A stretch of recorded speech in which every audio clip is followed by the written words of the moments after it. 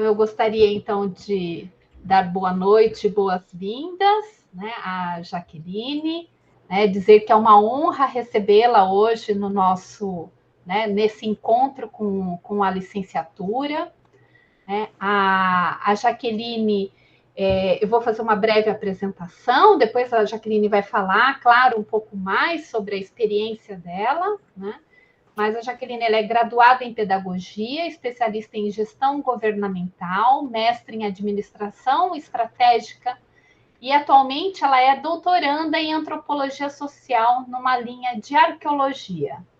As suas pesquisas abordam a gestão educativa e o currículo das escolas públicas, especialmente no que tange aos direitos humanos, à diversidade étnica e de gênero e também à inclusão social, né? E são voltadas especialmente para as escolas públicas e quilombolas, e é justamente, né, sobre essa grande experiência que a Jaqueline Santana, então, tem, que ela vai, então, compartilhar essas experiências conosco hoje. Tá? Ela é escritora, né, de livros infanto-juvenis e infantis, voltados, então, para a educação patrimonial, que abordam, né, os quilombos, né, as relações também étnico-raciais, e visam colaborar com o combate ao racismo. Né? Então, estamos, né, muito, na verdade, ansiosos para escutá-la. Né? Atualmente, ela é coordenadora pedagógica na Rede Municipal de São Francisco do Conde e pesquisadora na Universidade do Estado da Bahia, né? Onde ela atua como docente, né, no campus, acho que é o campus de Caetité, é isso mesmo, né, Jaqueline? Sim. E, claro, né, presta vários serviços de consultoria educacional a empresas públicas e também privadas. Bom, a Jaqueline, então, vai, né, compartilhar, né, a grande experiência que ela tem aí com as escolas públicas e quilombolas. E eu gostaria, em nome também, né, da coordenação do curso, do professor Caiute e de todos os estudantes aqui presentes, de agradecer e dizer que é uma honra recebê-la hoje em nossa disciplina. Agora eu passo a palavra para você. Ai, Rogério, obrigada, boa noite. Que bom, né? Eu estou me sentindo assim acolhida e à vontade para conversar com vocês. Eu sempre gosto de conversar com estudantes e colegas das licenciaturas, que é de onde eu saio, né? De onde eu venho e onde eu atuo. A questão da docência, a questão da escola é algo presente para mim desde quando eu era pequena.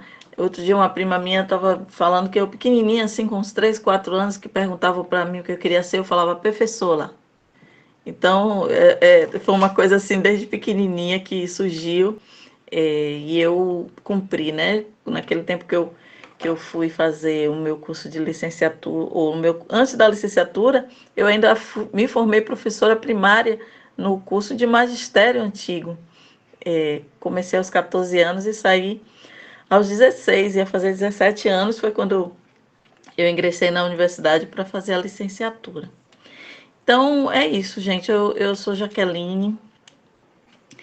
Eu tenho essas graduações, esses títulos, mas, assim, antes de tudo, eu sou alguém do Quilombo. Eu sou uma pessoa do Quilombo. Eu sou filha do meu pai, que nasceu num quilombo chamado Acupe, fica em Santo Amaro da Purificação. É um quilombo que fica no Mangue, aqui no Recôncavo Baiano, e de onde há uma manifestação chamada Negro Fugido. Eu gosto de falar do Negro Fugido porque é um dos poucos quilombos que faz questão de fazer uma representação teatral nas ruas da cidade, na rua do povoado, durante um período do ano, onde eles mostram como era o processo, né, de captura dos escravizados que fugiam e que iam lá para o Acupe para formar a comunidade. E hoje Eu falei isso sobre meu pai, porque meu pai, ele era uma pessoa que ele não tinha consciência de que o Acupe era um quilombo. Por incrível que possa parecer, ele era de lá, mas ele não sabia que era quilombo. E ele se referia ao Acupe como se fosse uma cidade. E eu só descobri que Acupe era um distrito, era um povoado, depois de adulta. Quando eu peguei a certidão de nascimento dele, a carteira de identidade, vi que estava escrito Santo Amaro da Purificação. E aí eu fui atrás de saber o que era o Acupe, e aí eu descobri que era um quilombo. Era uma comunidade rural, né, afastada, um distrito que era quilombola. A minha mãe também é de quilombo. Por incrível que possa parecer, eles não se conheciam, né? Se conheceram adultos, mas cada um veio de um diferente. E ela é filha de um quilombola que nasceu em Salbara, que é ali pertinho de Santo Amaro mesmo. Eles têm origens na mesma região. E aí, como foi, né, essa trajetória minha da educação, e hoje, especialmente com a educação étnico-racial, que eu pesquiso já há 17 anos, e esse meu trabalho específico com quilombos. Quando eu trabalhava ainda na prefeitura de Salvador, eu trabalhei na prefeitura como professora primária durante 10 anos, eu conhecia o pessoal aqui da Ilha de Maré, que é um quilombo rural que fica aqui em Salvador. Aqui em Salvador tem a Baía de Todos os Santos, e nessa baía existem muitas ilhas. E tem uma ilha, que é a Ilha de Maré, famosa por causa da música, enfim. Mas na Ilha de Maré existem 4 comunidades quilombolas, reconhecidas pela Fundação Palmares. E eu via as questões específicas da gestão dessas escolas. E foi isso que eu fui pesquisar no meu mestrado. Até então, não era a questão quilombola, ela não era principal, apesar de eu pesquisar no quilombo pelas especificidades. A questão principal era a relação do Estado com as associações de moradores. Eu ficava intrigada por entender como o Estado, quando ele chegava na comunidade, ele conseguia cooptar as instituições da sociedade civil, cooptando-as para que elas pudessem fazer o seu jogo, ao invés de contemplar as reivindicações locais. Então, o Estado funcionando como um sujeito de ingerência, né, nas decisões da comunidade, impondo seus valores. O meu trabalho foi sobre isso. E aí, à medida que o tempo foi passando, eu fui entendendo, porque é uma questão, assim, de identitária, e eu faço questão de falar sobre isso, e eu estou falando da questão da família, para entender como é que a minha origem quilombola, por parte de pai e mãe, ela não foi determinante na minha formação como sujeito até eu me tornar pesquisadora. Porque o meu pai, ainda que ele tivesse orgulho de ser do Acupe de Santo Amaro, ele falava isso, a questão do ser do quilombo não era a principal. E era, inclusive, motivo de vergonha para ele.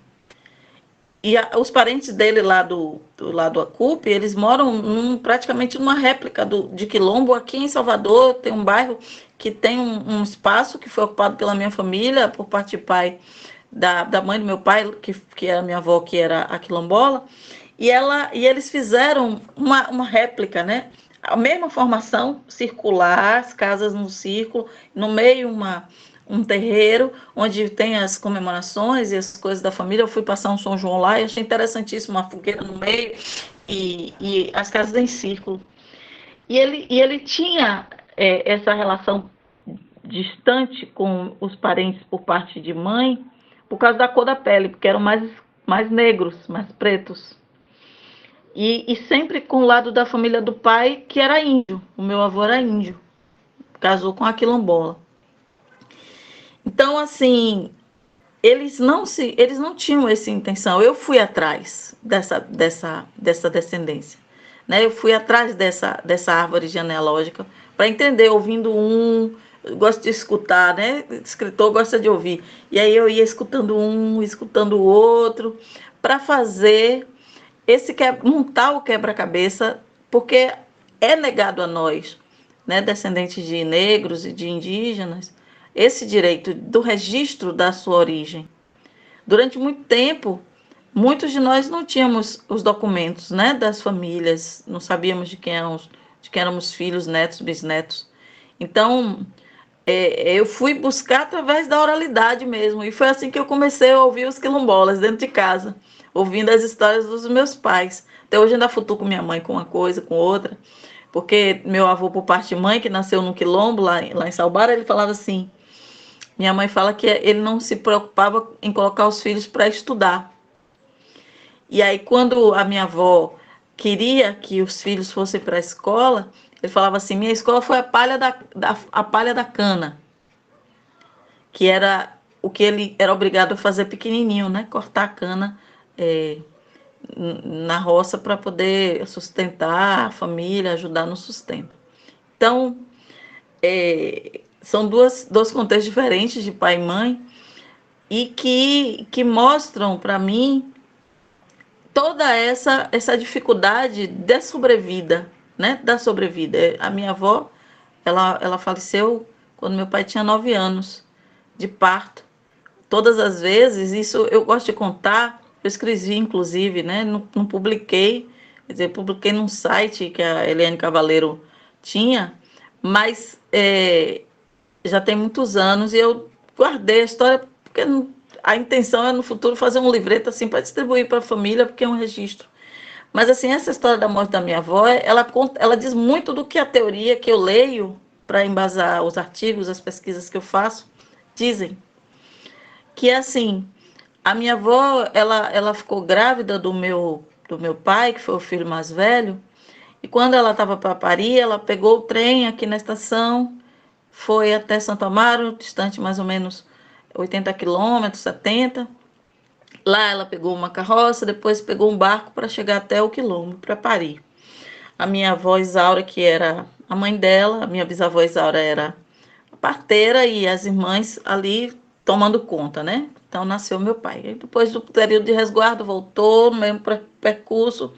E aí depois foi parir outro filho depois de 1 ano e pouco, o meu tio. E aí 4 filhos homens ela pariu lá no quilombo, sempre com essa assistência familiar, com esse cuidado da família nesse processo. Na hora de parir o 5º filho, que foi uma menina, eu acho que deve ter sido muito complicado para ela pegar tanta criança, pegar trem, mesmo com a ajuda de outra pessoa, com as irmãs ajudando, enfim. E aí ela resolveu parir numa maternidade. E aí aconteceu uma coisa chamada negligência médica.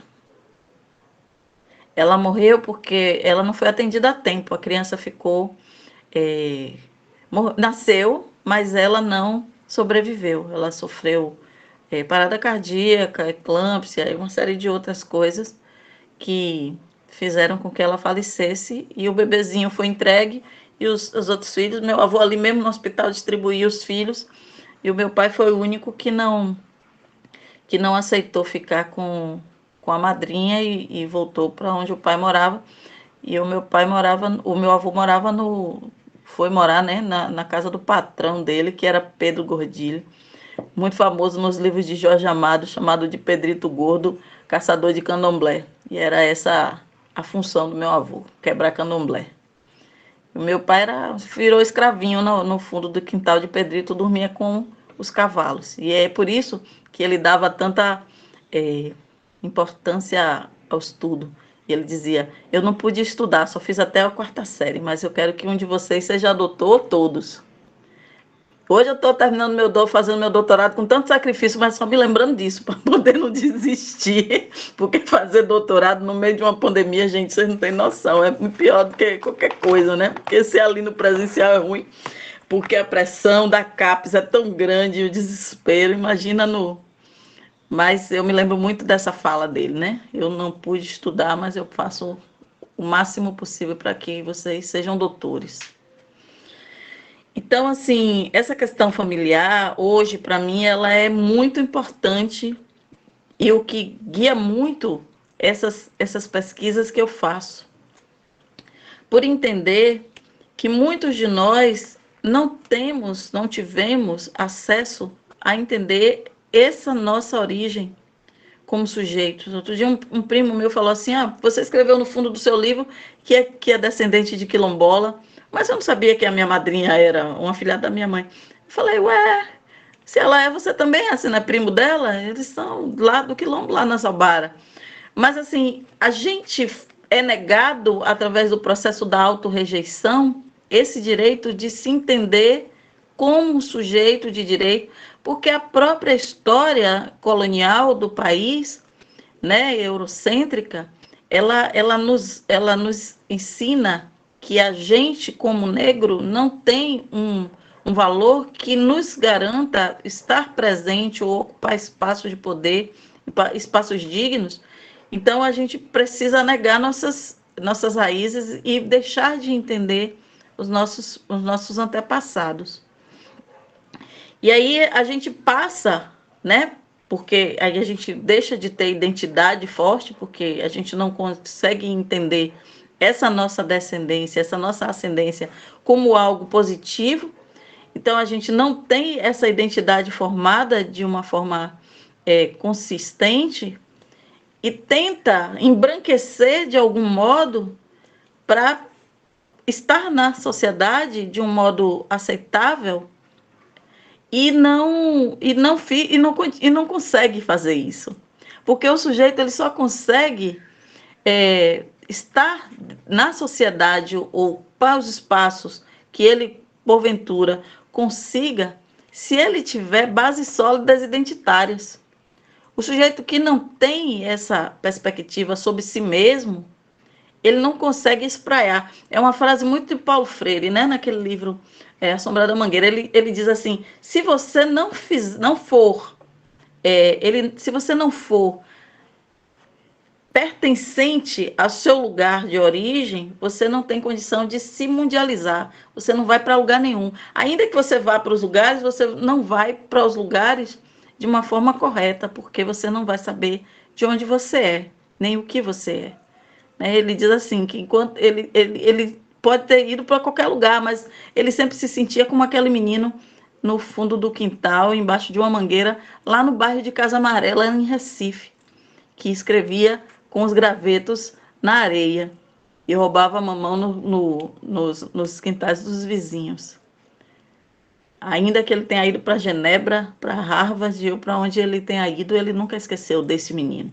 E é esse sujeito que a gente não pode deixar de ver quem nós somos, quem fomos nossos pais, quem são nossos. E aí eu gosto de contar essas histórias, porque tem gente que fala assim, é uma ideologia do recalque, de vocês contarem sofrimento. Não, não é. Eu ouvi minha mãe falar uma coisa semana passada, que eu fiquei chocada, porque eu não imaginava essa reação dela. Eu escrevi esse livro, eu escrevo livro para criança, para jovem, né? O meu trabalho é de educação patrimonial. Por isso eu estudo arqueologia, né? Porque eu trabalho a partir dessa perspectiva do patrimônio, no sentido da educação das pessoas acerca de si mesmo, da sua identidade, voltado para os quilombos. E aí, eu escrevi esse livro, foi uma história com a minha filha. Eu comprei quando foi um rapaz, numa semana literária lá na UNEB, fazer uma demonstração de livros, e tinha uma coleção de livrinhos sobre contos brasileiros, mitos, Mula Sem Cabeça, Saci Pererê, Cuca, não sei o que, e eram 10. E ela gostou muito da Mula Sem Cabeça, ela estava com 3 anos na época. E aí ela todo dia pedia para alguém contar, era assim, a gente se revezava, eu, o pai, mais dos 2 irmãos, para contar, porque ela queria que contasse toda hora. Sabe como uma criança quando gosta de um livro? Conta, aí só quer aquele. E aí um dia, depois de muito ouvir a história, ela perguntou para mim, mamãe, por que a Luma Sem Cabeça não tem cabeça, mas não se bate nas coisas quando corre? Aí eu dei uma resposta qualquer. Ela não se convenceu, ela é assim, desse tipo azougue, sabe? E aí ela deu uma resposta, não, mas ela não tem cabeça. Eu dei a resposta mais clara, não, ela tem cabeça sim, a cabeça dela chama. Não, é mula sem cabeça, então não tem cabeça. Me explica. Aí eu fui, fiquei meio intrigada com aquilo, joguei no Facebook, e aí perguntei isso, o povo respondeu copiei, colei e deixei lá. Depois de alguns anos eu escrevi a história e hoje ela está publicada, saiu agora no mês de setembro. E aí eu não contei desse modo, né? Areta virou uma menina lá do Quilombo, porque sempre meus personagens são meninos do Quilombo. E a minha avó, Arlinda, virou a personagem que fez o papel que eu fiz, de discutir com ela sobre por que a mula sem cabeça não batia nas coisas. E aí minha mãe, quando viu o livro, que na dedicatória eu falo que no livro eu consegui unir duas personagens importantes para mim na minha trajetória como escritora, que foi a minha avó Arlinda, a mãe da minha mãe, que contava histórias na beira da fogueira, numa roça que a gente passava as férias aqui em Rio Real, que é a divisa da Bahia com Sergipe, e a Areta, que é curiosa e que gosta de ler desde pequenininha, mesmo quando não sabia ler, ela já gostava de ouvir as histórias. E a minha avó não sabia ler e escrever, ela não sabia ler e escrever mesmo. E aí minha mãe, quando viu o livro, eu não contei que a personagem era a mãe dela. Porque eu sempre coloco a avó nas histórias, eu sempre boto o personagem da avó. Porque tem isso tem um significado para nós, do Quilombo, né? A coisa do fortalecimento com a sabedoria do antepassado, do mais velho. E aí, quando eu transformo a mim, que estava, né, numa avó, e me dou o nome da minha avó materna, que não sabia ler e escrever, e aí a minha mãe olhou para mim e falou assim, se mamãe tivesse viva, ela ia ficar impressionada, porque ela achava que ela não ia conseguir fazer nada na vida, mas ela conseguiu viajar para tal lugar, e agora, se ela se visse personagem de um livro, mesmo sem saber ler e escrever, ela ia ficar encantada. Então, assim, essa coisa de não... minha mãe entende minha avó como um sujeito que era analfabeto funcional ou analfabeto literal, porque ela não assinava nenhum nome. Mas eu entendi a minha avó como a melhor contadora de histórias que tinha. Porque ela conseguia colocar qualquer criança para passar 3 noites sem dormir, com medo de mula sem cabeça, saci, monstros, fantasmas. Porque ela contava numa dramaticidade, com uma riqueza de detalhes.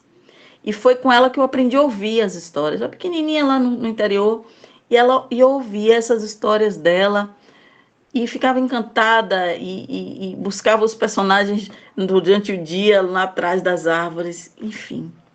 Então, do mesmo modo que eu penso na minha avó que não sabia ler, mas sabia contar para valorizar os personagens, eu penso na minha outra avó, que morreu tão cedo de parto, porque o médico achava que uma mulher negra não tinha o direito de ter um cuidado para parir como uma mulher branca. E aí ela morreu e deixou 5 filhos órfãos, né? Então, do mesmo modo, eu penso no meu avô, né, que era índio, e o fato dele ser mais claro e ter o cabelo liso fazia com que os brancos dominadores o colocassem numa condição de capitão do mato e desse a ele função de perseguir os outros negros, né? De perseguir as pessoas de religião de matriz africana, batendo, prendendo, quebrando os elementos sagrados dos espaços.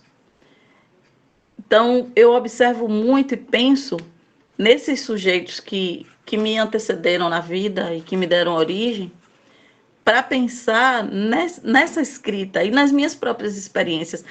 Tem coisas que eu não lembro. Eu não sei se foi bloqueio ou se eu me esqueci mesmo, né, das coisas que eu passava quando era criança. Mas duas coisas me fazem me lembrar muito bem. E agora, estudando antropologia, nas aulas, a gente ouve muitas coisas da teoria que remontam à nossa vida, né? Então, lá, numa aula que eu tive no semestre passado, numa disciplina de família e parentesco, a gente estava falando sobre os rituais no carnaval, lá de Pelotas, que tinham aqueles bailes e os negros não eram permitidos frequentar, somente ser da banda. Os negros só podiam ser músicos. Na maioria dos clubes eram assim, né? Antigamente. E aí eu me lembro que meus irmãos, eles tinham uma banda que tocava de tudo.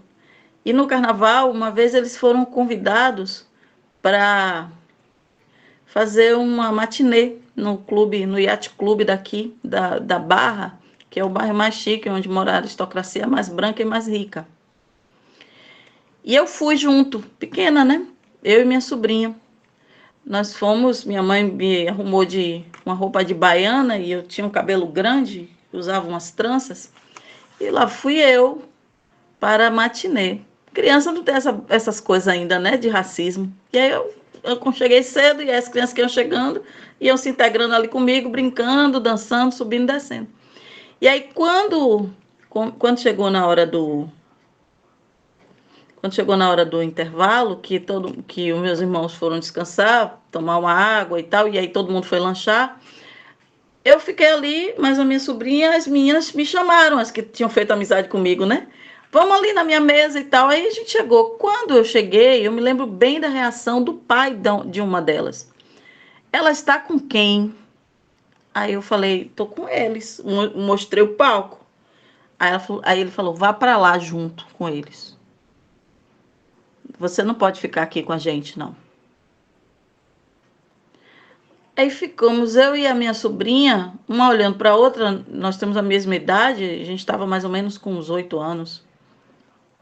Sem entender bem por que a gente tinha sido tratado daquele modo, expulso praticamente, né, do salão. E aí eu fui e relatei para o meu irmão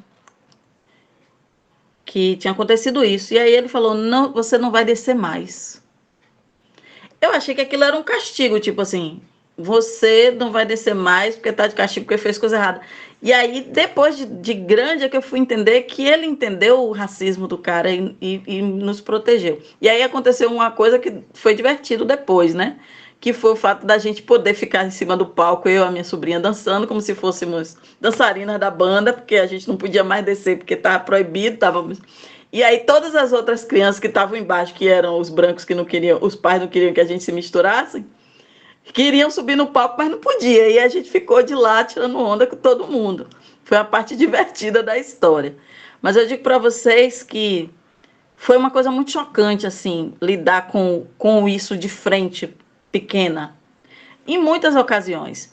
E aí eu me lembro de uma outra situação que aconteceu um pouco depois, eu já era maiorzinha, e aí eu falei das minhas tranças, né? Eu sempre tive cabelo grande, agora que eu corto, mas antigamente eu tinha um cabelo assim que batia na cintura, e quando eu era criança surgiu uma personagem de uma novela mexicana chamada Chispita.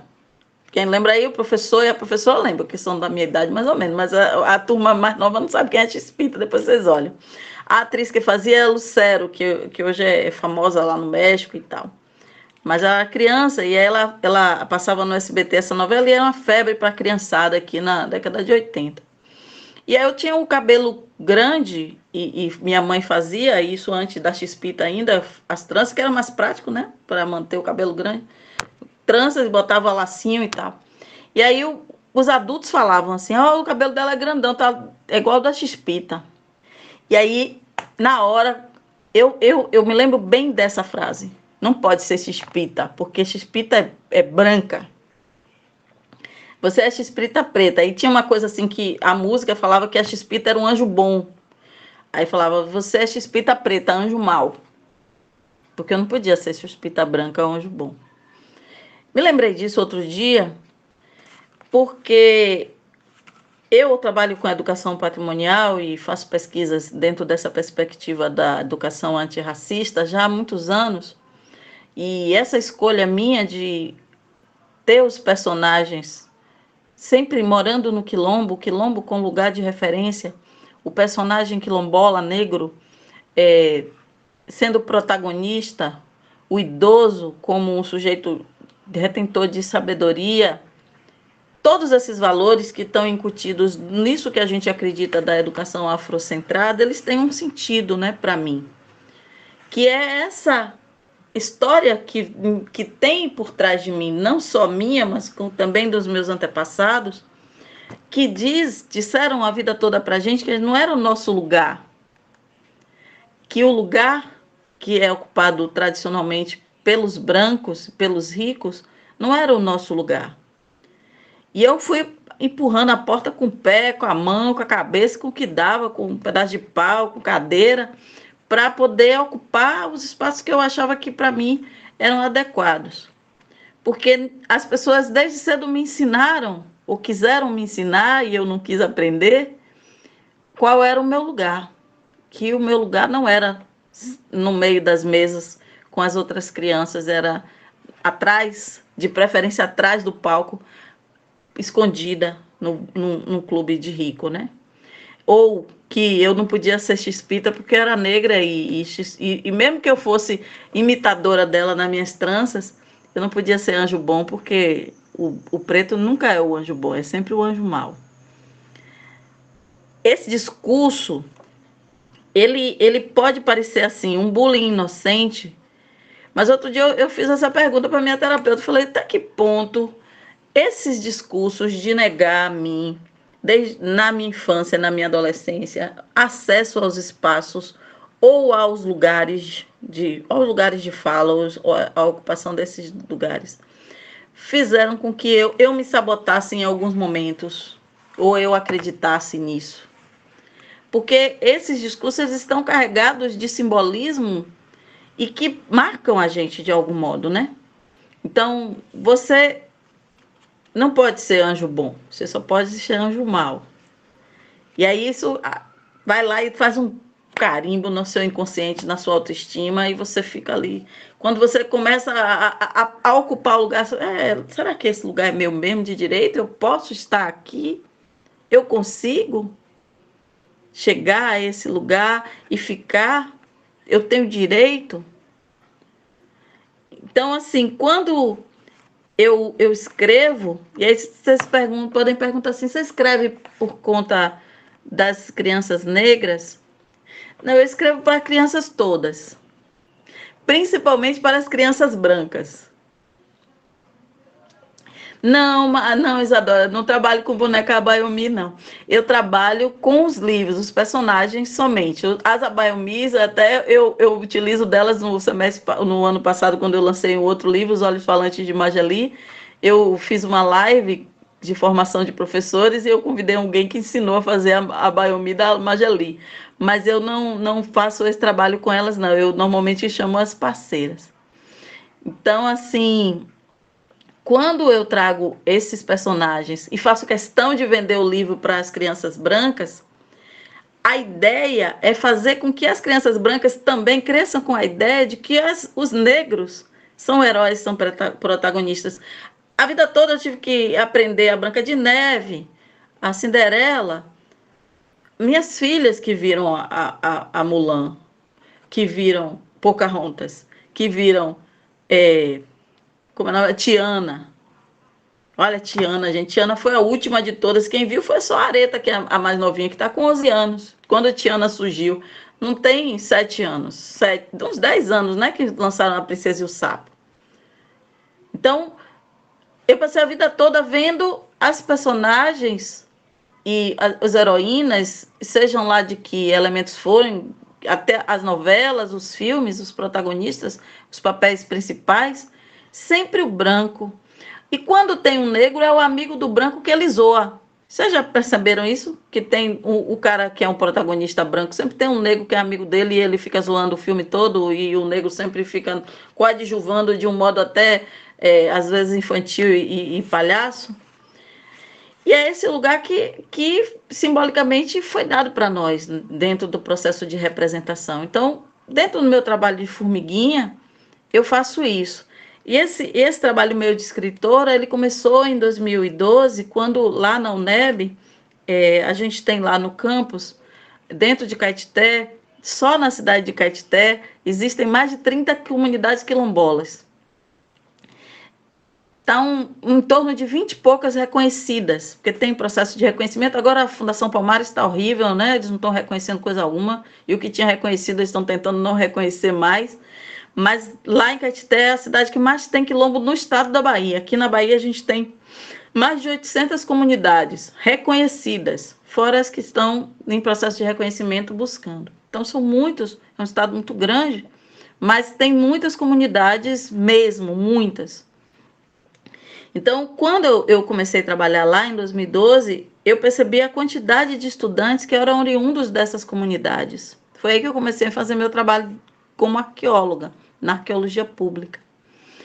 porque, principalmente meninas, que aí faz esse recorte de gênero. A presença da mulher, ainda que a gente ganhe menos e ainda que a gente ocupe espaços mais subalternos, a nossa presença dentro dos espaços é maior e dentro dos espaços escolares. Na universidade, o número de meninas que entram, que são oriundas dos quilombos, é muito maior do que os meninos. Então, lá em Caetité, existe um número muito grande de pessoas que chegam do quilombo para estudar. E lá o campus tem 6 licenciaturas. Então, eu comecei a interagir com os estudantes e aí eu resolvi que era um projeto que eu tinha, mas nunca tinha colocado em prática, de escrever histórias dos quilombos, registrar a história oral que ninguém, né? Enfim, a maioria das histórias, elas são passadas de pai para filho, como a minha foi por meu pai, mas nunca... geralmente não se escreve. Hoje em dia que existem antropólogos, historiadores, arqueólogos que estão fazendo esse trabalho.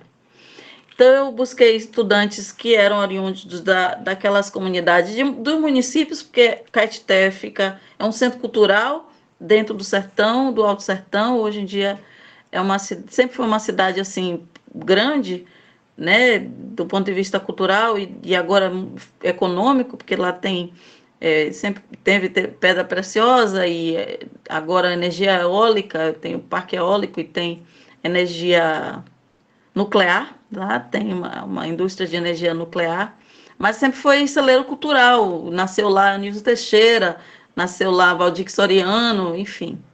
Então é uma cidade pequena que tem um museu, que tem uma casa de cultura, que tem um teatro, que tem um cinema, que tem escola, universidade. Então é uma cidade assim com uma vida cultural muito rica. E aí esses alunos, eles começaram a buscar dentro. Primeiro eu fiz um processo com eles, porque eles não tinham cursado a disciplina Cultura Afro-Brasileira Indígena ainda, que sou eu mesmo que dou, né? Mas eles não tinham cursado, e a gente passou um período fazendo um trabalho teórico, e depois eles foram para a comunidade, porque eles iam sempre no final de semana. Eu elaborei um instrumento de pesquisa, onde eles aplicaram esse questionário com os idosos da comunidade para conhecer onde eram, como começou a comunidade, quais eram os principais elementos culturais da vida deles, e, enfim. E aí, com base nesses dados, eu escrevi a literatura. E aí eles levavam, no final, quando eu escrevia, eu devolvia e pedia para eles lerem para os idosos para saber se estava certo.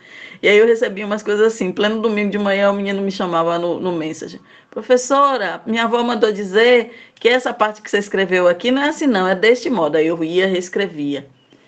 E aí eles liam de novo até ficar bom. Quando a comunidade disse que estava bom, o texto ficou pronto.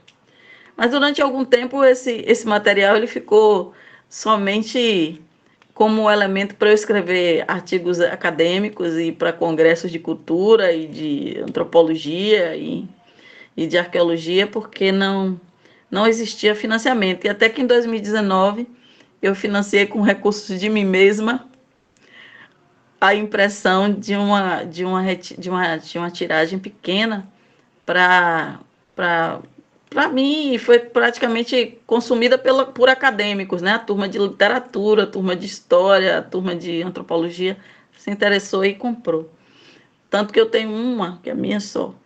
E agora o governo do estado está interessado em comprar e adotar para a rede, para o pessoal do ensino fundamental, séries finais e ensino médio, mas aí estamos no trâmite burocrático. E aí as histórias, elas têm surgido. Depois eu escrevi, ano passado eu publiquei Os Olhos Falantes de Mageli, que é voltado para criança bem pequena, em fase de educação infantil, falando do sentimento, da emoção. Os olhos falantes, né? Ela não fala, ela demonstra as emoções com o olhar. E esse ano, esse livro, O Mistério da Mula Sem Cabeça. Eu já estou escrevendo um outro chamado Maria Sereia. E Maria Sereia, ele vai revolucionar a minha, vou dizer assim, que é antes e depois de Maria Sereia, a minha narrativa, porque pela primeira vez Maria vai contar, né, um personagem vai contar histórias de África e de escravizados africanos dentro de um livro meu. Aí ele está exigindo um pouco mais de pesquisa histórica de uma determinada região aqui do Recôncavo, Aí eu estou pesquisando, já perguntei à professora de meio ambiente, que tem pesquisa lá no Rio Paraguaçu, sobre bioma, sobre, né? Já perguntei a professores de história, fui atrás de site buscando navios afundados, porque como arqueóloga tem que ter um navio fundado no rio, né? Para poder, porque tem que ter uma coisa assim para o menino ir lá explorar. Então, a ideia é sempre fazer com que esses personagens eles reafirmem a importância e de uma forma positiva desse protagonista negro, desse protagonista idoso e dessa protagonista mulher também. Porque normalmente as lideranças dentro das comunidades são femininas. Por uma questão de tradição, que é vinda do continente africano, do matriarcado muito forte, e também das condições de vida que são dadas, atribuídas às pessoas do quilombo, onde os homens são obrigados muitas vezes a saírem da comunidade para buscar trabalho fora, e as mulheres se afiam às famílias que ficam lá na comunidade, né, atravessando todo tipo de agrura, esperando que o cara mande dinheiro de onde ele está.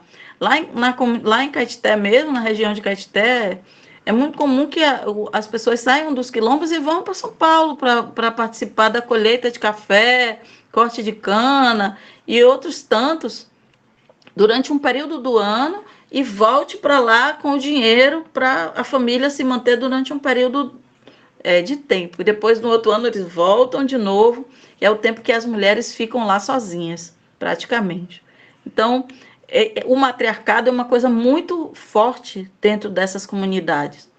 E isso é uma coisa que precisa ser valorizado também, porque independente de ser quilombo ou não, em geral as periferias, onde as chefias das famílias de mulheres negras, e isso é uma coisa que é uma herança do processo da escravização, né? Quando ficou naturalizada a ideia do abandono do homem em relação à mulher negra, que era um objeto e que ele poderia fazer o filho nela e não registrava, não reconhecia, porque era somente uma mulher negra e o filho que nascia era bastardo.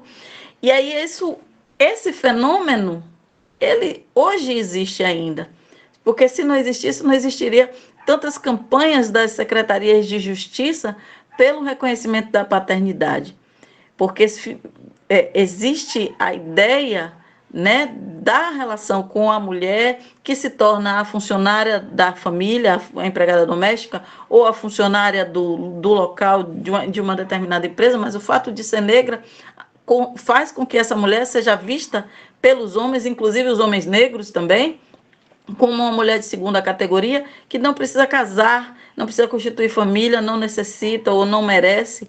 E isso faz com que o abandono das crianças ele se perpetue de uma geração para outra. E aí a gente tem um quadro que a gente diz assim, é uma coisa recente. Não! Lá, ó, é do tempo da senzala, e era assim mesmo que as crianças viviam. Então, essa relação entre o passado e o presente é algo que a gente precisa estar sempre discutindo, e é isso que eu faço no meu trabalho, discutindo o porquê. Minhas alunas falam, minha avó lá no sertão, assim, todo mundo tem cara de índio. Minha avó foi agarrada no laço. Eu falei, gente, você não repete isso. Fala porque está acostumado a falar. Mas isso é uma tradição, porque para elas é motivo de orgulho, porque tem cabelo liso, é diferente das outras negras. Gente, não faz isso. Sabe como é a menina que foi agarrada, vó que foi agarrada no laço, né? Então, a família de indígenas que mora aí, vem o colonizador, o bandeirante, vai invadindo os espaços, e aí tem uma criança que está no colo, que é amarrada na mãe, e tem uma criança maiorzinha que vai puxando pela mão, ou então correndo atrás dos pais. Essa criança que está com 6, 7, 8 anos não aguenta correr tanto. O que está nas costas, a mãe consegue salvar e se ficar dentro dos matos, e o pai também, mas aqui a maiorzinha, ela não aguenta correr e ela fica para trás. Aí o cara vai lá e caça. E aí caça e vai e leva para casa. E ali ela vira tanto escrava como também um objeto sexual. Alguns casos, elas se tornaram esposas, mas a maioria delas eram escravas sexuais. E aí você vai e se orgulha disso, do abuso que a sua avó sofreu, porque foi caçada no mato a laço. E aí ficou todo mundo assim, sabe, tipo, professora, você tirou minha ilusão. Mas é o papel da gente mesmo, pensar, né? Porque às vezes a gente reproduz esses fenômenos de uma forma inconsciente, sem entender o porquê deles. E aí vai se perpetuando os abusos, vão se perpetuando os abandonos, vão se perpetuando as explorações, a pobreza, a miséria, a exclusão de todo modo. Seja do ponto de vista racial, seja do ponto de vista de gênero.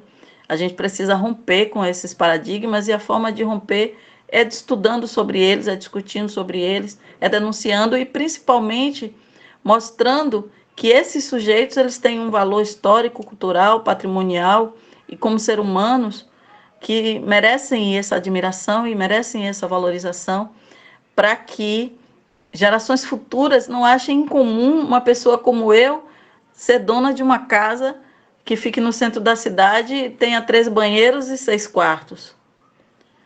Eu já passei por essa experiência de morar numa cidade onde eu morava numa casa enorme, que ficava em torno de um monte de mansões, e eu fui atender a porta, era uma sexta-feira de manhã, eu estava cuidando das coisas da casa junto com a funcionária, e a moça estava lá na cozinha mexendo nas coisas, tocou a campainha, eu fui atender, estava de short, de camiseta. Nessa cidade, a maioria das pessoas, né, é branca, eu tenho olhos claros. E aí, quando eu fui atender a porta, o rapaz me disse: a senhora pode chamar a dona da casa? Eu falei: não, pode falar. Não, eu prefiro falar com ela, porque é uma coisa, né, que eu estou querendo vender e tal. Eu falei: você perdeu sua venda agora.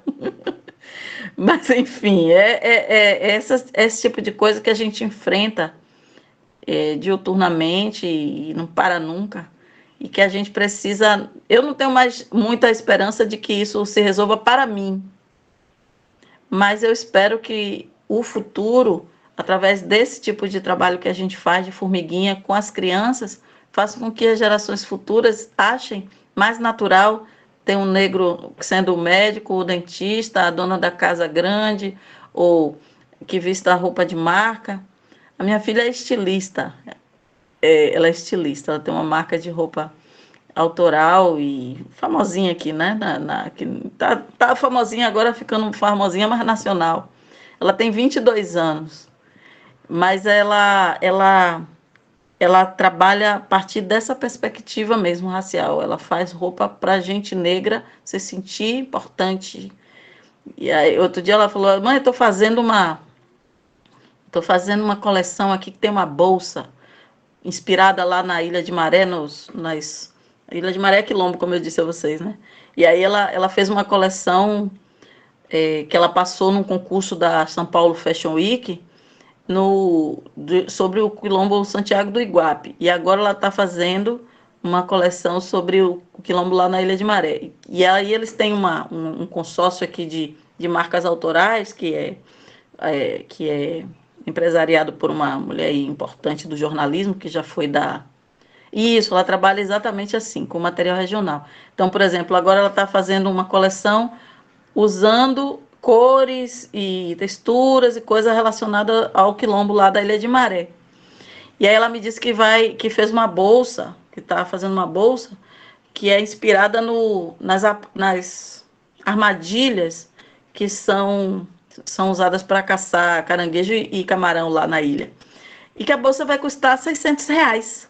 Eu falei: minha querida, mamãe não tem dinheiro para comprar as coisas que você faz. Ou você vende para a mamãe com desconto ou dá de presente. Então essa bolsa aí, que vai ser disputadíssima pelos turistas que vêm da Europa, dos Estados Unidos, do Japão, enfim, mamãe vai ficar vendo só na vitrine da loja que vocês têm lá no Terminal Náutico. Eles conseguiram financiamento da prefeitura. Mas assim, foi isso que eu ensinei para eles, sabe? Ela fazia sociologia na Universidade Estadual, passou na Federal também, queria ser socióloga. E aí um dia ela disse assim: mãe, eu não vou conseguir combater o racismo na universidade com esses teóricos que acham que Marx resolveu o mundo. Não está se discutindo filosofia nem sociologia africana dentro do curso de sociologia. Eu quero outras coisas para mim. Isso não vai resolver o problema do mundo a curto prazo, e o racismo eu não aguento mais ele. E aí ela foi buscar outras coisas para fazer, e um dia ela descobriu que queria ser estilista. Nunca imaginei que ela pudesse ter talento. Ela se matriculou num curso de moda, de costura, aprendeu a costurar, comprou uma máquina de costura, e aí ela resolveu fazer, fez a primeira marca e hoje em dia ela tem. Podem lá seguir, o nome dela é Dani Munira e a marca dela é Munira. Munira significa brilhante em Yorubá.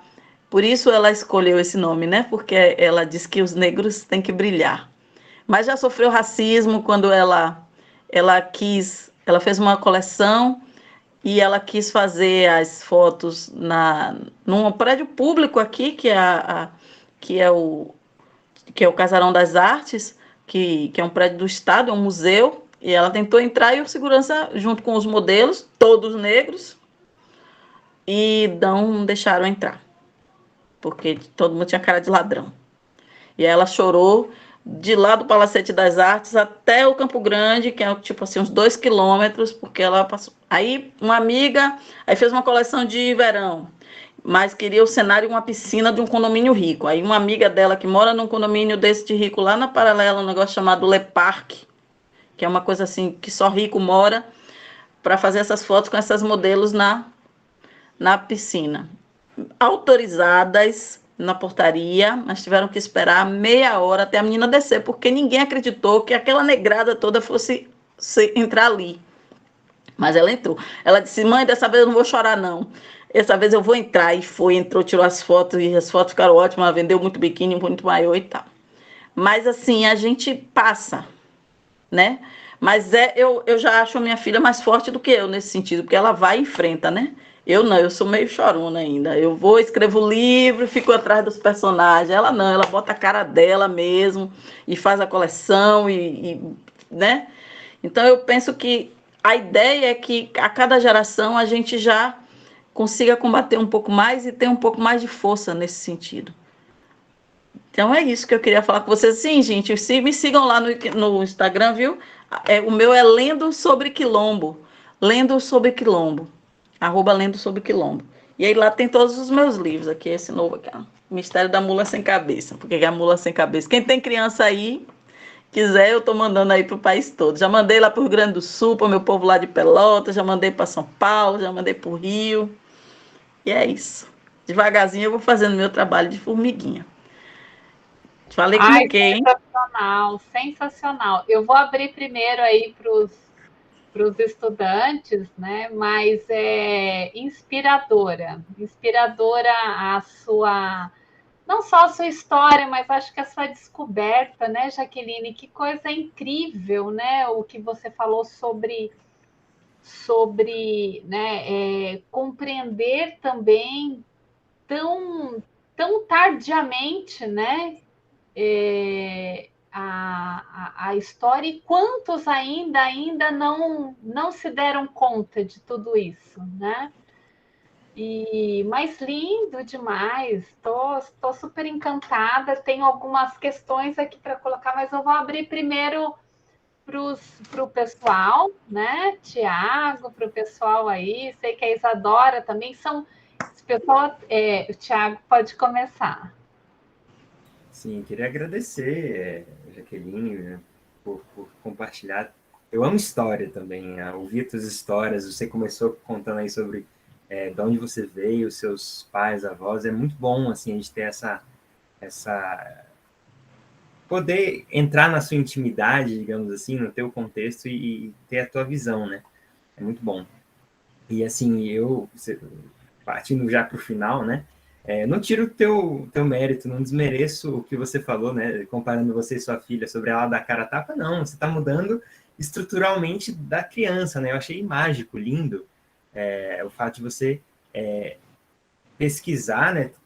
Esse trabalho de tradução, né? De transposição. Você vai na história, vai na arqueologia, vai na antropologia, vê o que aconteceu, resgata memórias que não foram escritas, são faladas, são contadas, e transforma, né, e traduz isso para uma linguagem infantil. Que trabalho lindo, né? E alcançar desde uma educação básica, né, infantil, essas crianças começarem a se enxergar como protagonistas, como gente com história, gente com antepassado, gente com... isso é lindo. Nossa, eu estou sem palavras, assim, muito rico mesmo a tua Obrigada. participação aqui, muito bom. E eu queria perguntar, assim, como que é esse processo de justamente pegar uma linguagem científica, acadêmica, e traduzir para uma linguagem infantil? Qual que são as dificuldades? A gente, como professor, tem muito que lidar com isso, né? Eu vejo, na minha área, né, por exemplo, vejo questões de química, que se eu for traduzir simplesmente o artigo que eu li para os estudantes, sem ter uma mediação, uma adaptação, fica ininteligível, né? Como que é para você isso? Assim, eu venho de uma realidade onde eu fui primeiro professora primária e depois acadêmica, né? Eu me formei muito cedo em magistério e eu escrevo livros para criança desde novinha. Me lembro que o primeiro que eu escrevi eu tinha 15 anos, na disciplina de literatura infantil, não magistério, tinha uma disciplina e a professora, o trabalho final era escrever, ela dava várias palavras. E aí, com base nessas 20 palavras, mais ou menos, ela queria que todas essas aparecessem na história, cada um escrever. E o meu foi o que teve a nota mais alta. Ela não queria me devolver, foi uma luta para eu conseguir esse negócio de volta, porque ela não queria. Aí a minha filha falou assim, a minha filha é diferente de mim, né? Maliciosíssima. Mãe, ela queria era publicar seu livro, dizendo que era dela. E aí, ao longo da vida, eu escrevia coisas, mas nunca me preocupei em publicar. E aí, de uns anos para cá, eu tive uma depressão e uma das coisas que eu trabalhava na terapia era justamente essa questão da criatividade. Porque o mundo acadêmico, infelizmente, tem sido adoecedor para nós todos. O excesso de cobranças, né, o excesso de trabalho. E aí algumas questões da minha vida privada, minha vida particular, fizeram com que eu adoecesse. E aí uma das formas que eu encontrei, terapêuticas mesmo, foi desenvolver coisas criativas, ir ao teatro, ir ao cinema, e dançar. E aí uma das coisas que um amigo meu que me conhece muito bem, o livro, os 3 livros, né, da coleção Histórias de Quilombo estavam dentro do meu computador, e ele leu a história e ele disse, ele é um designer importante, enfim, e aí ele, vou ilustrar seus livros. E aí foi assim que o História de Quilombo deixaram a comunidade e viraram livros de verdade. É um material muito interessante mesmo, que foi feito com muito cuidado, mas assim, o texto estava lá morto, né? E aí ele ilustrou. E aí foi assim que eu me tornei escritora de livros infantis, através dessa pesquisa. E aí, à medida em que o tempo foi passando, como eu trabalho com criança, a coisa de ser pedagoga, né? E ser mãe também, a linguagem infantil é algo próximo a mim. Então, eu procuro fazer. Então, eu consigo, por exemplo, publicar no mesmo ano um livro infantil e um artigo acadêmico sobre esse livro. Como ano passado, que tem o e-book African Brasilinidades, eu não me lembro bem o nome, mas tem um artigo que é de Keila, que foi minha orientanda lá no curso de pós-graduação em diversidade étnica, que o trabalho dela foi experimentar o livro Os Olhos Falantes de Mageli dentro da escola quilombola, lá em Ibiaçucê, no quilombo de Santo Inácio, que ela é de lá, professora dos alunos de 4 anos. E aí ela pegou o livro e fez um experimento durante uma semana com os alunos, com atividades pedagógicas, e o trabalho dela de conclusão de curso foi redigir como essa experiência, né, com a literatura escrita por quilombola, com o personagem quilombola, dentro de uma escola do quilombo, como isso foi dentro do processo identitário das crianças. Então, esse artigo ele foi publicado num livro científico, né, num livro acadêmico. E, ao mesmo tempo, saiu o livro para o público infantil. Então, esse trânsito, ele é para mim um pouco natural até. Mas eu confesso a vocês que eu tenho sentido predileção por fazer esse trabalho criativo, porque ele envolve muita coisa, né? Eu não ilustro, que foi feito por Manuel Lordelo, mas na hora que o livro ele vai tomando o meu texto, ele inspira um artista, né, a fazer a ilustração, né? E aqui, né, a pensar na figura, aqui a vovó Arlinda, aqui a minha avó aqui, que não era preta assim não, viu? Minha avó era branquinha. Mas aí eu vou transformando os personagens e eles vão virando as formas e as pessoas pelo ilustrador. Isso me encanta, esse processo de fazer o livro. E quando chega na mão da criança, esse livro, por exemplo, ele tem atividades ao final que foram feitas por uma ex-aluna minha. Aqui é uma atividade que foi elaborada por Bia, uma ex-aluna minha lá da Universidade de Feira, que é areta para colar papel crepom preto. São atividades pedagógicas. Aqui é a mula sem cabeça para colocar papel cor de abóbora. Chama laranja aí para vocês, né, no sul. Aí, jogo de 7 erros. Que a gente fez uma live numa escola aqui particular. Foi uma festa para a criançada achar, né? Então, assim, tem aqui o labirinto, tem o caça-palavras, tem o ligar. E aí a minha orientadora comprou e eu mandei aí para São Paulo para a afilhada dela. E aí o pai, o irmão da minha professora, tirou umas fotos da criança fazendo as atividades. Eu coloquei lá no meu Instagram. Foi encantador para mim pensar, né, nessa criança fazendo a atividade. E uma criança branca fazer a atividade, pintar a menina de preto, a personagem principal, ela pintou, ela não se contentou só, eu achei lindo o que ela fez, ela não se contentou só em preencher, porque a atividade é preencher o cabelo de areta com papel crepom preto, ela pintou a areta toda com lápis preto, eu achei fantástico aquilo, né? Então, isso para mim tem sido prazeroso, ir nas escolas, fazer lives nas escolas. Inclusive, eu faço assim, em termos estadual também. Se vocês tiverem escola aí particular, quiser fazer live para discutir com as crianças, eu gosto muito de conversar com as crianças. Eles fazem perguntas interessantíssimas. Você ganha muito dinheiro escrevendo livro? Qual a sua principal inspiração? No que você se inspira para escrever? É muito trabalhoso? Como é que faz para o livro chegar até a mão da gente? Então, assim, são coisas que a gente vai... E eu gosto muito de conversar com eles, é muito interessante, porque eles são autênticos. Obrigado. Respondeu muito, muito, muito bem respondido. Que legal. É sensacional. Essa parte de valorização cultural, Jaqueline, eu acho que é de uma riqueza, assim, tão rica quanto também o trabalho da sua filha, né?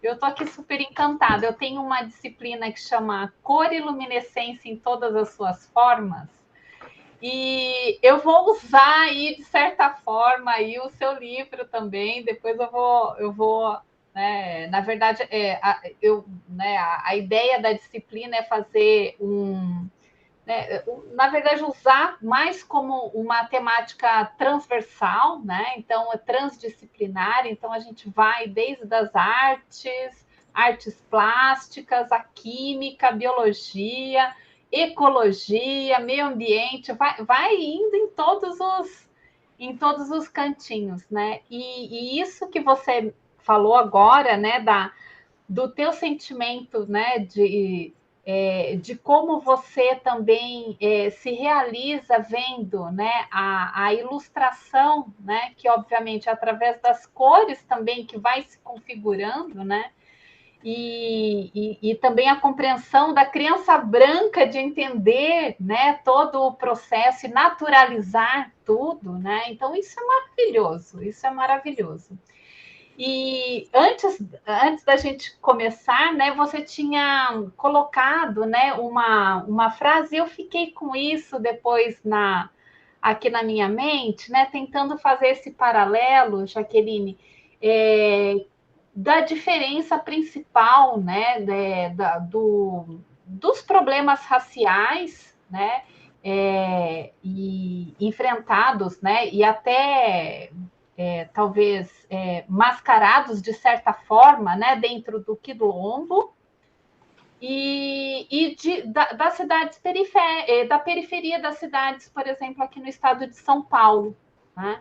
Então, você aponta, né, vários pontos que realmente, né, eu acho que são diferentes, mas tem tanto agora do seu trabalho de valorização cultural, até para a própria, porque obviamente que isso chega também aqui na periferia, né? Eu tenho conhecidos, amigos que né, o avô veio da Bahia ou veio de um lugar que ele também não sabe contar direito como foi.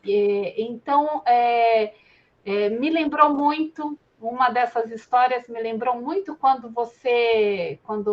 né, de acordo com a sua narrativa, né? Então, acho que isso vai ser de fundamental importância, né? Chegar também, né? Claro que tem um papel, eu acho, muito significante dentro, né, da escola quilombola, dentro da comunidade, né? Mas fora dela também, né? Eu acho que fora dela também, né? Então, eu acho que é um resgate mesmo cultural, é o elo perdido, né? Que precisa ser resgatado, né? Que precisa aparecer. E aí eu queria que você falasse um pouquinho aí para inspirar esse pessoal que vai estar na sala de aula daqui a pouquinho, né, Jaqueline? E vai estar lidando com tudo isso, né? Com toda essa diversidade cultural existente, né? E às vezes não ressaltada aqui no nosso Brasil, né? Mas existente em cada cantinho, né? Então, o que você poderia aí dizer aí para inspirá-los? Se bem que já inspirou muito, né? Mas até como né, uma conduta deles, né? Algo que pudesse aí trazer aí de mais inspiração ainda para eles. Tá, eu vou contar a história, porque eu gosto de contar a história, né? Os dados mostram que a, a necessidade de professores de ciências no país ela é imensa ainda, né? Parece que tem um déficit aí de mais de 300 mil espalhado pelo país todo. E vocês que saem de Mãe USP, lá na UFPEL a gente chama a USP de Mãe USP, viu? Porque a gente chama de Mãe USP, porque os alunos da graduação são muito engraçados. E eles falam assim, Mãe USP está entrando, não sei quem de Mãe USP entrou para ver nossa live. Quando a gente promove evento que vai alguém da USP ver, o povo comemora porque acha que é assim, chegar no grau máximo. Então, assim, vocês daqui a pouco, quando chegarem ao mercado de trabalho, e alguns já devem estar, vão ser facilmente, né? Vão ser facilmente vão entrar no mercado de trabalho de uma forma fácil por conta da dificuldade de encontrar professores com o perfil de vocês. Então, isso significa empregabilidade, até porque a docência, tirando o pessoal da área de saúde, medicina e enfermagem, é o que mais emprega. E é onde tem mais trabalho, mas não é no mesmo lugar, né? E aí alguns de vocês talvez precisem se deslocar para outros estados, para outras cidades, e muitos vão ser absorvidos pelo mercado da educação pública. E aí é uma coisa assim que eu posso falar como sujeito que fui estudante. Eu estudei na escola, uma escola tradicional, mesmo pública, consegui uma vaga por muita luta de meu pai, na escola que formava a classe média, as professoras que saíam da classe média, as meninas casadoras aqui da cidade, que era o Instituto Normal da Bahia. E aí, meu pai, né, com a luta dele, conseguiu me inserir lá. Mas isso não significou que fosse confortável. Ainda que eu fosse uma aluna exemplar ou brilhante, do ponto de vista intelectual, isso não significou aceitação por parte dessa elite que frequentava. E quem me aceitava mais eram os professores. Outro dia eu encontrei o professor que eu julgo que foi o principal responsável pela minha entrada na universidade, que ninguém acreditava que aquela menina do subúrbio, né, filha de quilombola, negra, fosse entrar na universidade num tempo que não tinha cota. E eu estudava em casa, sozinha, comprava uns módulos que vendiam na banca de revista, juntava o dinheiro da merenda, às vezes eu não comia, para comprar, meu pai completava e eu comprava fascículos que saíam de preparatórios para o vestibular. E estudava o que dava, porque era um curso de magistério, não preparava, por exemplo, para eu enfrentar a prova de química, nem a de física, nem matemática. Mas esse professor, ele teve um papel fundamental, ele percebeu que eu era boa em língua portuguesa. E aí ele foi meu professor no primeiro ano e ele passou o segundo ano e o terceiro me treinando para eu passar no vestibular. Treinando mesmo. Ele me emprestava os livros e aí, como ele fazia muito exercício, naquele tempo passava o mimeógrafo e os alunos respondiam muito trabalho de gramática, eu quando estava no segundo e no terceiro ano, principalmente o terceiro ano, eu passava pelos corredores e ele estava aplicando prova em outra série, numa série anterior à minha, porque na minha série não tinha aula de língua portuguesa, mas porque a gente já estava nas metodologias e fazendo o estágio. Ele me chamava, vem cá responder a prova. Aí eu entrava, respondia, pam, pam, pam, entregava, ele corrigia, tirou 9, tirou 8,5. Olha, não tá mais, tá ligada nisso, tem que ficar ligada em tal processo. E aí eu achava engraçado porque os alunos dessas turmas, onde eu entrava para fazer essas provas que ele estava aplicando, começaram a sacar que eu tirava nota alta e aí queriam pescar da minha, né? Aí ele me deixava separadinha ali, mas assim, outro dia eu encontrei com ele no shopping, ele e a esposa já estão aposentados, os dois, e eu falei disso. Ele falou, você faz o que agora? Eu falei, eu formo professores igual você, fez a vida toda. E eu disse para ele, se não fosse você, eu não teria conseguido entrar, porque ninguém acreditava em mim. E então, o que eu tenho a dizer a vocês é isso, que ninguém consegue fazer nada se não tiver fé, se alguém não depositar fé nessa pessoa. Porque eu tinha todas as características para não ser acreditada, né? Mas aquele sujeito que trabalha com isso, que é o professor, ele percebeu através das coisas que eu escrevia e como o que eu dizia nas aulas, que eu tinha talento para determinada coisa.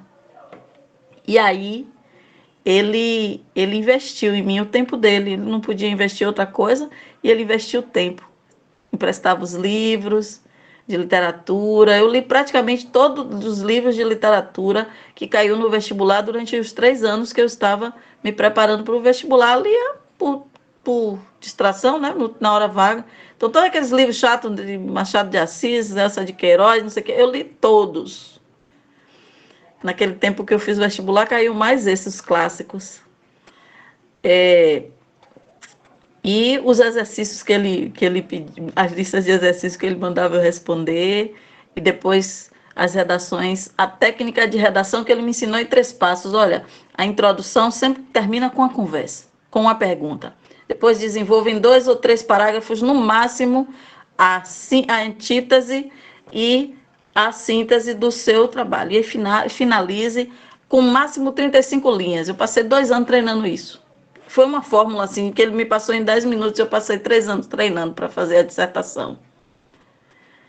Então, é algo que só foi possível porque ele acreditou. Coisa que quase ninguém fez, quase ninguém. Nem o meu pai mesmo não acreditava, porque a ideia do fracasso ou do não pertencimento a espaços de poder era tão introjetada na cabeça do meu pai, que ele não imaginou que eu poderia passar, mesmo me vendo tão esforçada, estudando durante 3 anos praticamente, o ensino médio todo eu estudei sistematicamente e loucamente, e ele não acreditava. Eu aprendi inglês traduzindo música dos Beatles nas revistinhas de violão que eu comprava na banca de revistas, de um dicionário. Foi assim que eu treinei para a prova de inglês. E era assim, uma coisa que eu tocava o violão e eu traduzia as letras das músicas e foi o jeito que eu consegui. Foram as formas criativas que eu implementei para conseguir ultrapassar. Mas mesmo assim ele não acreditou.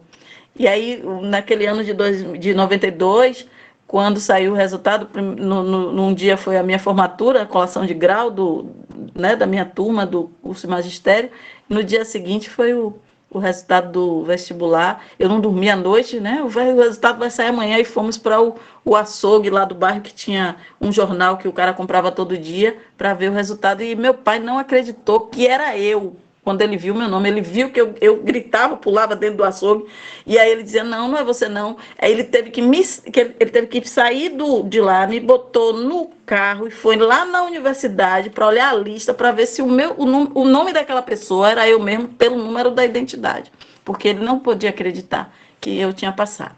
Aí no dia seguinte, quando eu já estava lá na escola, atrás do histórico, atrás do diploma para poder me matricular, porque era 3 dias depois, né, na Universidade do Estado. Aí chega a professora Osilda, que era a mãe de uma amiga minha, colega lá do curso de magistério, que veio me abraçar. Parabéns pela formatura, parabéns pela UNEB, parabéns pela UFBA. Aí eu falei, pela UFBA eu não entendi. Ela falou, você passou também. Eu passei na Federal também. E aí, meu pai quase teve uma síncope, ele estava em pé do lado e quase teve um troço, porque ele não imaginou que os únicos 2 vestibulares que eu pude fazer, porque ele proibiu de fazer da Universidade Católica, que era privada, que é a PUC, ele disse, não faça para você não passar, porque eu não vou pagar, porque eu não posso. As 2 públicas que eu fiz, eu passei. E ele não acreditou naquilo. Ele quase teve um troço lá, tiveram que abanar da água, enfim. E meu pai já era idoso quando eu era jovem. Então, assim, o descrédito da família, apesar dele investir, mas ele investia mais assim por amor a mim, porque eu era, digamos, entusiasmada, mas ele não acreditava que eu fosse conseguir. Mas foi um professor que me acreditou. Então, isso não significa que só o fato da família não investir no sujeito, que um professor não faça a diferença. E essa é o meu recado para vocês. Se eu estou aqui hoje, foi porque um professor acreditou em mim. Sensacional. De tocar gado, né, de conduzir, de boiadeiro, até meu pai chegar na situação de um gestor público, né? Então, houve renúncia que eu hoje não preciso fazer, né? Mas é muito legal ouvir isso, porque a gente vê o quão atrasado o nosso país, como independente, né, e um bebê perto da história eurocentrista, né? A gente é, e o quão a gente pode mudar a nossa visão sobre enfim, a ascensão na academia, a ascensão, né, nos estudos, devido é como a Rogéria gosta de falar, né? Se nós estamos aqui, e é uma frase do Newton, né? Se estamos aqui foi porque se a gente pode ver mais longe é porque estamos sobre o ombro gigantes. Vocês são gigantes para a gente. Muito obrigado. Essa frase eu usei também agora, porque eu dou aula justamente sobre a evolução das ideias da física. Então, eu usei essa frase aqui Mas deixa eu dizer uma coisa. Você, Jaqueline, viu a escola pública ainda decente ou você já pegou a escola pública destruída? São 2 momentos, né? O momento que eu estava aqui, quer dizer, aqui não, porque aqui é outro bairro já. Às vezes eu falo de mim lá no meu bairro, né, de origem, que é no subúrbio ferroviário, mas eu fui fruto de uma escola pública ruim.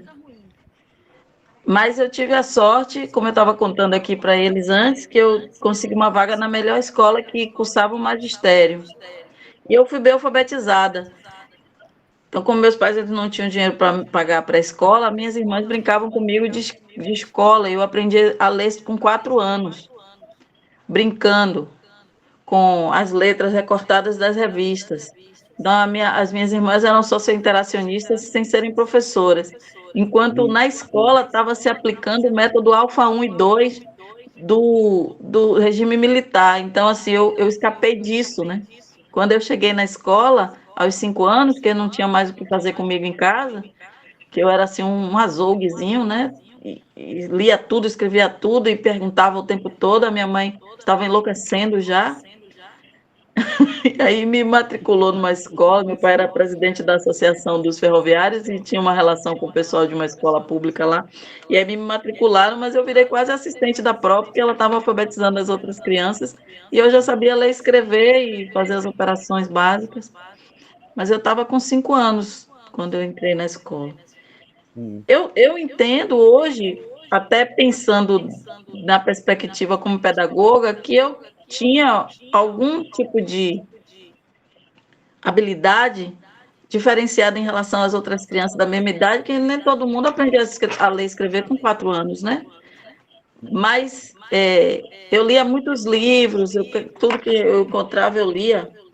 Então, isso fez com que eu percorresse esse período do ensino primário e do ginásio de forma mais ou menos tranquila, né, em relação a...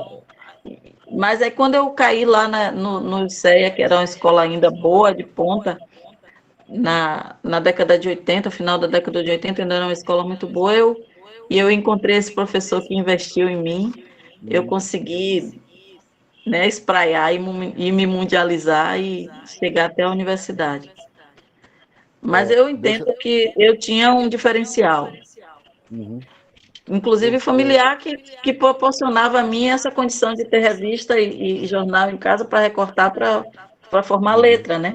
Televisão, essas coisas que, de algum modo, me fizeram adquirir um capital cultural para eu caminhar sozinha, porque as condições que tinha no meu entorno, no contexto, não favoreciam.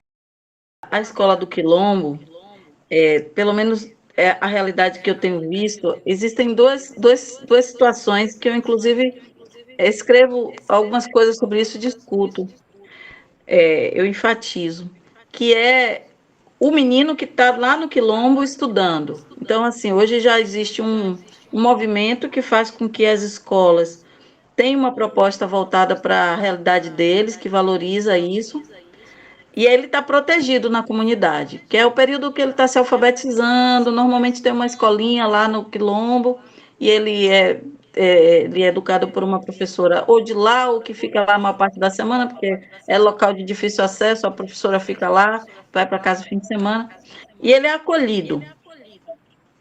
Aí depois ele vai para o centro para fazer o ginásio, os poucos que vão, né, fazer o ginásio e o ensino médio. E aí é o momento que a peneira acontece.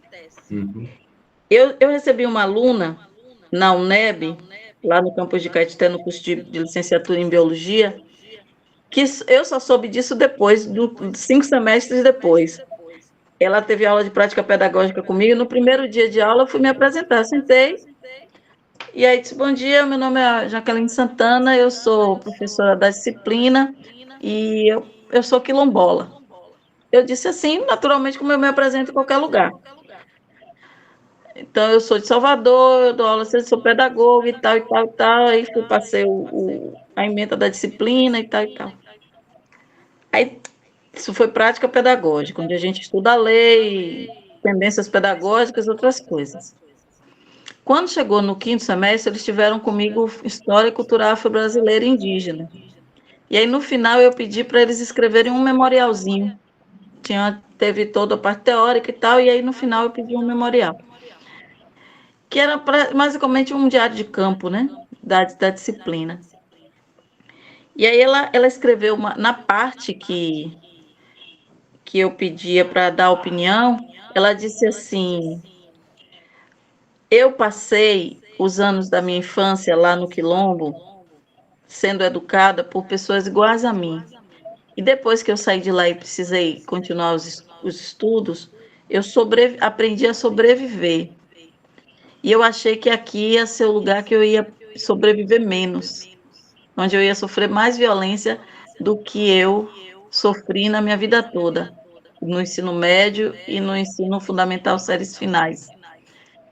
Cheguei com tanto medo, ela disse que chegou com medo e elas ficavam acanhadas. Nessa turma tinha 3 meninas de comunidade quilombola. E aí ela disse assim que ela estava tão acanhada, com tanta vergonha, mas aí no primeiro dia da primeira aula que ela teve, uma professora chegou na frente e falou: eu sou quilombola. Nesse dia que eu li esse memorial, eu entendi a importância de eu dizer isso. É por isso que agora eu digo em todo lugar. Porque pode ter alguém lá que esteja acanhado, igual ela, no fundo da sala, com medo, porque sofreu violência simbólica, física, psicológica, a vida toda, porque saiu da comunidade e foi estudar fora. Então, por isso que eu defendo que a educação patrimonial ela é importante, porque ela precisa naturalizar a ideia de que esse sujeito não é exótico. Esse sujeito ele precisa do acolhimento e ele precisa também de um tratamento diferenciado no ponto de vista cultural, quando ele chega na escola no centro da cidade, quando ele chega no quilombo. Mas aqui, infelizmente, na Bahia existe uma coisa de segregação muito grave. Eu trabalhei na Secretaria de Educação um período e a gente recebia denúncias direto de associações quilombolas denunciando que as crianças, os adolescentes quilombolas, quando saíam da comunidade do primário e iam para a cidade, eram separados em turnos e turmas exclusivas deles. Só podiam se misturar com os adolescentes e as crianças da roça. E mesmo assim, nem toda a cidade aceitava que os quilombolas se misturassem com os da zona rural, não. Tinha que ser sala só de quilombola, para não se misturar os pretos com os outros. E só podia ser de tarde, porque de manhã era reservado para as crianças do centro da cidade, os filhos da classe média, né, da burguesia local. Então, assim, eu vi muita denúncia nesse sentido, de segregação mesmo, e a escola não ligar para aqueles meninos, não investir neles.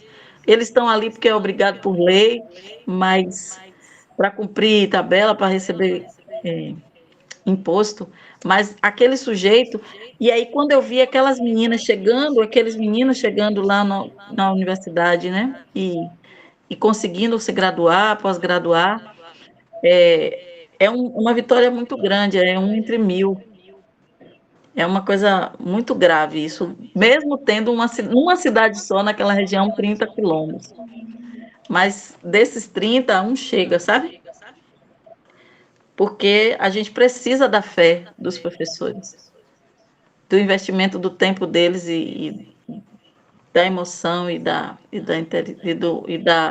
da sabedoria, do conteúdo. Principalmente a gente precisa do conteúdo. Marcos, na verdade, foi um presente que você me deu aí, nos deu, na verdade, nos deu, perspectivas, compartilhar a sua história e nos inspirar mais um pouquinho. Caiute. Oi, vô. Oi, Rapaz, Marcos, eu não lhe reconheci. Jaqueline. Eu não lhe Jaqueline. reconhecia. Não? Não, eu fiquei, senão eu já teria comentado. Olha lá, é que eu estou cada vez mais bonito, Marcos.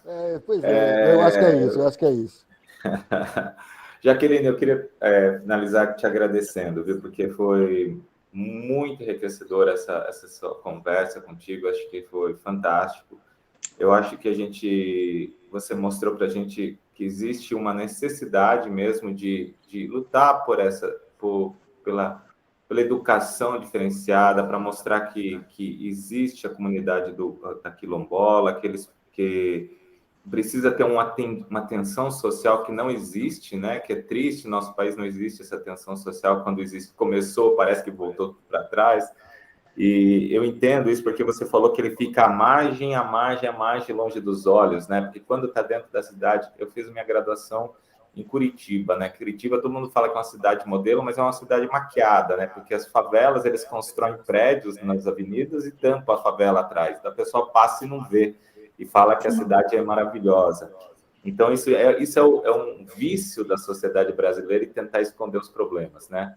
E não nesse caso que o quilombola seja um problema, mas a sociedade criou uma forma que, como ele está longe, não vamos chamar atenção para aquela população lá, vamos viver aqui e deixar ele lá do jeito dele. E isso é o errado, né? A gente tem que trazer junto para enriquecer a nossa sociedade, a nossa cultura, com a cultura do quilombola.